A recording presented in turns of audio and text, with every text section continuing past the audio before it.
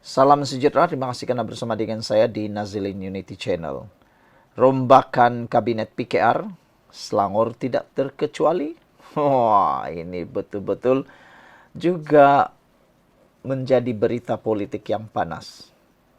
Adakah benar Menteri Besar Selangor akan digantikan? Susulan keputusan Rafizi Ramli dan Nik Nazmi Nik Ahmad meletak jawatan masing-masing dalam kabinet semalam, kini timbul spekulasi bahwa Menteri Besar Selangor Amiruddin Syari bakal dilantik ke jawatan persekutuan yang belum diumumkan. Langkah ini boleh disandarkan kepada hujah yang digunakan sendiri oleh Rafizi dan Nik Nazmi berkenan keperluan susunan kabinet mencerminkan keputusan pemilihan PKR. Walaupun Rafizi tewas dalam pemilihan timbalan presiden dan Nik Nazmi gagal merebut jawatan naib presiden, Amiruddin pula mencatat pencapaian cemerlang memperoleh undi tertinggi dalam kalangan 4 naib presiden yang dipilih. Namun begitu, Amiruddin tidak menunjukkan minat untuk menyertai kabinet persekutuan. Tahun lalu, ketika timbul spekulasi sama, Amiruddin menyatakan hasratnya untuk kekal sebagai Menteri Besar sehingga tamat penggal 2028. Dia menyebut tentang nasihat Sultan Selangor Sultan Syarafuddin Idris Shah agar memastikan perpaduan dan kestabilan negeri sebagai sebab utama. Namun jika perancangannya berubah, seorang pengganti perlu dicari untuk mengisi jawatan Menteri Besar. Dua nama berpotensi disebut-sebut calon pilihan Amiruddin dipercayai adalah Ahli Dewan Undangan Negeri Adun Tanjung Sepat Burhan Ahmad Shah yang juga merupakan bekas pembantunya. Namun seorang lagi calon yang disebut-sebut ialah Adun Seri Setia Fahmi Ngah yang dipercayai rapat dengan Presiden PKR Anwar Ibrahim. Siapa akan tersingkir selepas pilihan raya negeri Selangor pada 2023? Timbul kabar angin bahawa nama Fahmi turut dikemukakan bersama nama Amiruddin kepada Sultan Syarafuddin untuk dipertimbangkan sebagai calon Menteri Besar. Walau bagaimanapun, peluang Fahmi untuk naik mungkin terjejas sekiranya Amiruddin kekal sebagai Menteri Besar. Terdapat jangkaan bahawa Fahmi akan digugurkan daripada jawatan Exco dalam Kabinet Amiruddin. Sekali lagi selaras dengan keputusan pemilihan PKR dijadikan alasan. Walaupun dikatakan rapat dengan Presiden Parti, Fahmi tewas dalam perebutan jawatan timbalan Ketua Cabang PKR Petaling Jaya. Dia juga gagal memperoleh tempat dalam jawatan kuasa kepimpinan pusat. Malaysia Gazette melaporkan bahawa atas nama yang sedang dipertimbangkan untuk menggantikan Fahmi ialah antara nama yang dipertimbangkan untuk menggantikan Fahmi ialah Adun Pelabuhan Kelang, Azmi Zaman Huri, Adun Kota Damansara, Izzuan Kasim dan Adun Lembah Jaya, Syed Ahmad Syed Abdul Rahman, lebih dikenali sebagai Ultimate. Saudara-saudara sekalian, pada pandangan anda semua, apakah Selangor juga akan tidak terkecuali dalam rombakan kabinet PKR itu? Apa nasib Amiruddin Syari selepas ini? Dan yang lebih besar lagi persoalannya ialah apa nasib kepada Rafizi Ramli dan juga rakan pasukannya? Sekian dulu untuk kali ini, tinggalkan komen anda. Salam sejahtera, terima kasih karena bersama dengan saya di Nazilin Unity Channel. Tarik rombakan kabinet Anwar Ibrahim mula menjadi spekulasi. Tapi ini jawapan daripada Anwar Ibrahim berkait dengan rombakan kabinet. Kata Anwar Ibrahim, saya belum fikir rombakan kabinet sebab Rafizi Nik Nazmi sedang bercuti. Okeylah, itu jawapan Anwar Ibrahim. Tapi saya nak kongsi dengan anda semua satu dapatan daripada posting ini, iaitu membalas kepada ejekan, hinaan, kecaman daripada pihak pembangkang yang sekarang ini cuba untuk merosakkan PKR. Mereka cuba untuk mengejek dan memalukan PKR, terutamanya Anwar Ibrahim. Mereka kata, itulah pemilihan parti yang paling tak senonoh sekali, kata mereka. Tapi mereka lupa, mereka sedang meludah ke langit dan kena di muka sendiri. Ini sebenarnya pemilihan parti PKR bukanlah untuk mewujudkan ketidakstabilan, tetapi untuk menstabilkan parti itu. Bahkan pemilihan itu jauh lebih baik berbanding parti-parti yang lain. Patutlah rupanya ini ditakuti oleh parti-parti tersebut. Mereka tidak mempertandingkan pelbagai jawatan kerana mereka tahu mereka akan kalah. Mereka takut untuk kalah. Dalam budaya di PKR, siapa kalah, letak jawatan. Oh, itu bagus. Ini barulah dikatakan integriti dan tanggung jawab. Tetapi ada orang tu dah hilang jawatan, hilang sokongan, masih juga tak nak letak jawatan. Bahkan dia pergi tutuplah pula parlimen. Kan, okeylah, saya ingin kongsikan kepada anda semua. 4 buah parti yang tidak mempertandingkan jawatan-jawatan besar kerana takut sama ada berlaku goncangan, berlaku pergolakan dalaman, perpecahan ataupun takut untuk kalah. Paling teruk sekali takut kalah lah kan. Okeylah. Parti pertama yang pernah tidak mempertandingkan jawatan ialah Parti UMNO. Parti UMNO ketika itu dipimpin oleh presiden mereka, Timbalan Perdana Menteri sekarang, Zahid Hamidi.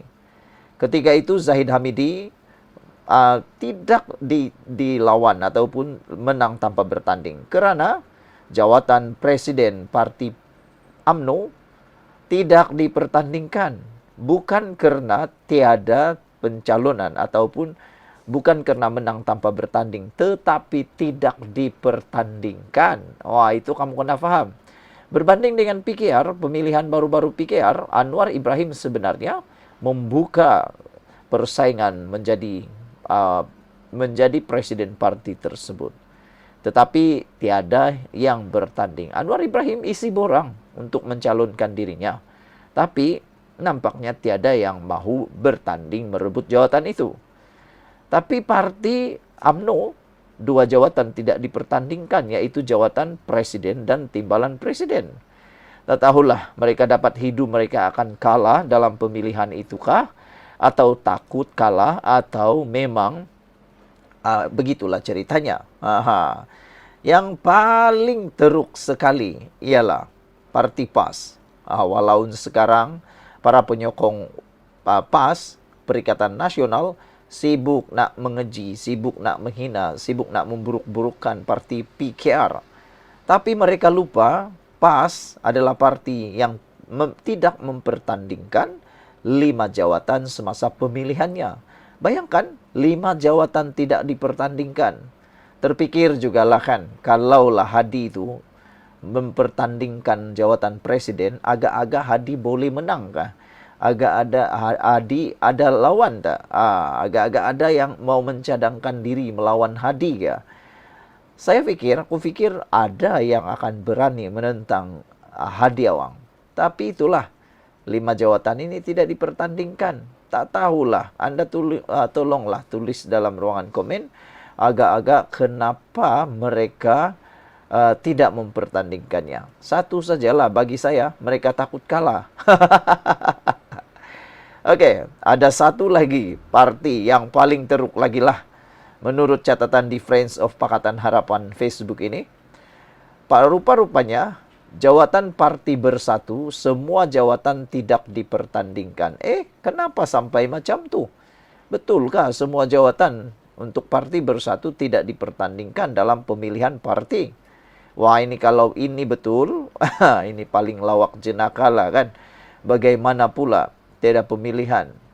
Semua takut kalah kah atau dah mula hidu mereka akan kalah? Entahlah. Jadi kalau macam tu, siapa yang akan memilih kepimpinan? Takkanlah mereka akan terus-menerus berkuasa sampai selama-lamanya. Sampai kiamat nak memegang jawatan. Wah, ini paling luar biasa lah kan. Jadi bagi mereka yang menjadi penyokong Perikatan Nasional PAS, Bersatu dan juga UMNO, agak-agaklah tengok kiri kanan lah, kata orang. Lihatlah kiri kanan sebelum mengecam, mengejek maupun menghina parti PKR kerana Rupa-rupanya hanya PKR yang berani mempertandingkan semua jawatan dalam parti itu. Dan yang lebih menggelikan hati kita ialah Parti Muda. Masih ingat Parti Muda yang dipimpin oleh Syed Saddiq Syed Abdurrahman? Parti ini adalah parti yang kata paparan ini tidak pernah didengar bila masa jawatan dipertandingkan. Mungkin belum ada lagi lah pembubaran kah, belum ada lagi pemilihan kah, mungkin itu sebabnya. Jadi saudara-saudara sekalian, hari ini sudah disahkan bahwa Anwar Ibrahim belum lagi membuat rombakan kabinet, belum ada datanya karena Anwar kata dia belum fikir pun rombak kabinet. Kalau fikir pun belum, apalagi nak laut kata Anwar Ibrahim buat kan? Kamu pikir-pikirlah sendiri siapa agak-agaknya yang akan dicalonkan oleh Anwar Ibrahim menggantikan Rafizi, Nick Nazmi kalau betul Anwar Ibrahim menerima peletakan jawatan mereka. Karena ramai juga netizen sebenarnya, ramai juga penyokong PKR sebenarnya mengusurkan kepada Perdana Menteri supaya jawatan peletakan jawatan pengunduran Rafizi dan Nick Nazmi ini dibatalkan ataupun dipujuklah, jangan letak jawatan lah kan. Sebab sekarang ini pun kerajaan ini bukan lama lagi, tinggal 2 tahun saja bubar lagi, macam itulah. Lebih baik Rafizi teruskan dulu agenda yang sudah beliau mulakan, rancangan yang beliau sudah mulakan, karena takut-takut nanti bila diberikan kepada orang lain, orang yang baru, takut pula lain jadinya, lagi kurang macam itulah kan. Lagi pula siapa yang nak ganti? Kalau Nurul Izzah perlu menjadi senator dulu. Kalau dia jadi senator lantikan dan diberi terus jawatan, takutnya isu nepotisme akan lebih menjadi panas. Jadi dia perlu bertanding, ahli parlimen baru boleh jadi menteri. Oke, itu dulu. Sekian, kita jumpa lagi. Salam sejahtera, terima kasih karena bersama dengan saya di Nazilin Unity Channel. Ini satu rahasia paling besar berlaku selepas Rafizi Ramli dan pasukannya letak jawatan. Yang terkini, yang telah pun sah letak jawatan ialah Nick Nazmi. Oke, rahasia ini sebenarnya kita dapat hidu melalui pengakuan ataupun pendedahan daripada seorang ahli PKR yang cukup terkenal di seluruh Malaysia. Beliau pernah didenda dengan RM5,000 kerana kesalahan di mahkamah, dan juga orang ini sangat top sebagai jurucakap parti politik PKR. Kalau tak silap saya, dia berasal daripada Sarawak. Kalau anda kenal, tanda like dan komen, kami kenal. Namanya Iswardi Murni. Saudara, Iswardi Murni ialah pemimpin yang boleh kata berpengaruh kerana beliau ialah ketua cabang. Beliau merupakan ketua cabang Petra Jaya yang telah pun letak jawatan. Kenapa beliau letak jawatan? Malam ini saya kongsikan dengan anda semua. Apa kaitan letak jawatan Rafizi, letak jawatan Nick Nazmi, dan apa yang akan berlaku kepada PKR? Ya, amarannya di sini ialah kalau kamu kata kamu tahu apa yang berlaku, kamu silap. Kamu buta politik. Itu antara amaran Iswardi Murni. Jadi dengar ulasan ini, meskipun ianya ringkas, tetapi cukup memberikan anda pengetahuan luar biasa. Dan anda kata, oh iya betul, betul. Macam itulah kali pertama saya baca tulisan Iswardi Murni ini, saya terfikir, wah hebat juga Iswardi Murni ini. Gaya bahasanya luar biasa, percakapannya luar biasa, yang membuatkan minda dan pemikiran kita ligat berfikir. Baiklah, Rafizi letak jawatan, Nick Nazmi pun ikut letak jawatan. Janganlah buat muka terkejut pula. Persoalan besar ialah apa kesannya kepada kita semua. Peletakan jawatan dua menteri besar ini beri kesan kepada kita. Apa kesannya? Ikuti ulasan ini. Bila Rafizi dan Nick Nazmi umum letak jawatan lepas kalah dalam pemilihan parti, ada yang ternganga, ada yang berkata, biar betul, kata mereka. Ramai yang mungkin terkejut, ramai juga yang mungkin menyatakan, biar betul, mungkin ini karena scam, karena prank dan sebagainya. Tapi saudara, itu telah disahkan. Sah, Nick Nazmi dan Rafizi letak jawatan. Jadi, jangan pula Anda terengah dan terkejut, dan ada juga yang diam-diam lega. Ada yang lega mereka letak jawatan. Mungkin sebahagiannya ialah pembangkang walaun. Okey, baik. Bagaimana pula dengan Anda? Adakah Anda juga terkejut? Ataupun Anda juga pura-pura diam, lega? Mana kategori Anda? Bagi Iswardi, beliau kata dia tidak terkejut langsung. Kenapa dia tak terkejut? Sebab itu memang prinsip reformasi yang mereka pegang sejak dulu. Kala letak jawatan, barulah bertanggung jawab. Inilah pemimpin yang luar biasa. Hebatnya. Lihat saja macam di Jepun, di Korea. Kalau mereka bersalah, letak jawatan. Kalau mereka didakwa, letak jawatan. Kalau mereka hilang mandat, mereka letak jawatan. Dan lebih penting lagi, kalau mereka kalah dalam pemilihan parti, mereka letak jawatan. Tapi lain pula di Malaysia nih. Jangankan kalah pemilihan parti, kalah di dalam pilihan raya pun ada yang hampir-hampir tak nak letak jawatan.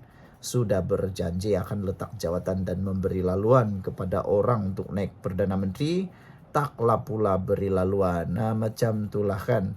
Sudah tahu, sudah hilang sokongan parlimen, tapi masih juga nak terhege-hege mempertahankan tutup itulah, tutup inilah, tutup parlimen dan macam-macam lah. Itulah di Malaysia. Tapi syukurlah ada juga orang yang berpegang pada prinsip kalau kalah letak jawatan. Itu namanya bertanggung jawab. Kata Iswardi, saya sendiri dulu masa dikenakan denda RM5.000, beliau terus letak jawatan sebagai ketua cabang Petra Jaya. Walaupun kalau nak tunggu habis penggal boleh saja, bukan lama pun, tak sampai setahun pun. Tapi apa yang dia buat, itulah prinsip, tetap prinsip. Kebertanggungjawaban. Walk the talk. Berjalan dengan apa yang mereka cakap. Ataupun lakukan apa yang mereka cakap. Jangan cakap saja tapi tak buat. Bila Rafizi kena tolak oleh perwakilan dan majoriti pimpinan parti, termasuk lebih 200 ketua cabang yang beri laluan kepada Nurul Izzah, itu bukan sekadar kalah. Itu signal yang jelas. Signal yang jelas bahawa apa? Dan dia telah terima dengan hati terbuka tabik spring kepada Rafizi Ramli. Dia terima dengan hati terbuka dan letak jawatan. Apakah signal yang diperoleh itu? Rafizi sudah memberitahu signal itu apa. Rafizi kata dia sudah hilang mandat daripada ahli ataupun kepimpinan parti. Jadi itu sebabnya Rafizi kata dia letak jawatan. Barulah hebat kan? Tapi ada juga yang tanya, macam mana pula yang tak pegang jawatan parti pun masih kekal jadi menteri? Macam mana tu? Ada yang tiada jawatan parti tapi kekal menjadi menteri. Macam mana tu? Boleh kata itu lah muka tebal, tak tahu malu lah macam tu. Prinsipnya tak tahu malu, mungkin macam itulah. Jawapan saya mudah, kata Iswardi. Lain orang, lain prinsip. Lain padang, lain belalang. Lain padang, lain belalang. Nak tahu kenapa dia tak letak jawatan? Kena tanya dialah sendiri. Saya pun tak ada jawapan untuk prinsip orang lain, kata Iswardi. Tapi yang lebih penting untuk kita bincang sekarang bukan pasal siapa letak jawatan, siapa kalah atau siapa buat perangai dalam parti. Yang kita patut risau sekarang ialah kelesuan politik. Saudara, kita pernah rasa pada tahun 2021 dulu. Waktu itu Rafizi ambil cuti panjang. Anda masih ingat? Saya masih ingat. Waktu itu saya baru sahaja berjinak-jinak sebagai pengulas politik, penganalisis politik Malaysia. Pada waktu itu Rafizi Ramli ambil cuti panjang. Apa yang jadi? Semua orang tahu. Saya pun tahu waktu itu. Kempen PKR, bahkan Pakatan Harapan menjadi sunyi. Naratifnya lesu, jentera pun diam. Masa itu Pakatan Harapan hilang arah. Rakyat pun tak tahu nak sokong siapa, macam kapal tanpa nahkoda. Betul. Masa tu ketika Rafizi ambil cuti panjang, ramai orang rasa macam Pakatan Harapan ini macam ada, macam tiada, macam tu. Nasib baiklah Rafizi berjaya dengan tanda petik, berjaya dipujuk dan masuk semula dalam PKR, aktif semula, akhirnya barulah kelesuan itu hilang. Sekarang ini bukan Rafizi seorang je yang mahu berehat, tapi seluruh tim dia pun nampaknya pilih untuk biar dan lihat. Nampaknya mereka nak tes air dulu agaknya. Amiruddin kata sanggup ke depan jadi general untuk Iza. Baguslah, ini berita baik. Tapi janganlah pula setakat cakap saja. Cakap saja tak cukup, mesti bertindak. Samsul Iskandar pula, yang dulu orang yang laju-laju sokong Iza ketika dicadangkan menjadi calon timbalan presiden, sekarang macam sunyi senyap pula dalam pejabat Putrajaya. Adakah beliau takut ditolak jadi panglima ke depan perang? Entahlah. Jadi, persoalan sebenar sekarang bukan apa akan jadi pada Rafizi, atau Nik Nazmi, atau Akmal Nasir, atau sesiapa dalam parti. Soalan yang paling penting ialah apa akan jadi pada kita semua. Pada kita semua, kata beliau. Apa nasib Pakatan Harapan? Apa masa depan Anwar Ibrahim? Dan macam mana kita nak hadapi 5 pilihan raya akan datang? Yang paling terkini, paling terdekat pilihan raya ialah pilihan raya negeri Sabah. Selepas itu Melaka, selepas itu Johor, dan menyusul yang lain. Dan silap-silap hari bulan yang paling terawal mungkin menurut teori daripada penganalisis politik, mungkin pilihan raya kecil Parlimen Pandan untuk test market. Mungkin Rafizi akan letak jawatan sebagai ahli Parlimen Pandan dan membuka ruang untuk PRK, pilihan raya kecil Pandan. Mungkin itulah yang akan berlaku, tes market, tes air. Adakah Rafizi boleh menang? Menentang Nurul Izzah. Kalau Nurul Izzah mau jadi menteri, dia perlu jadi senator.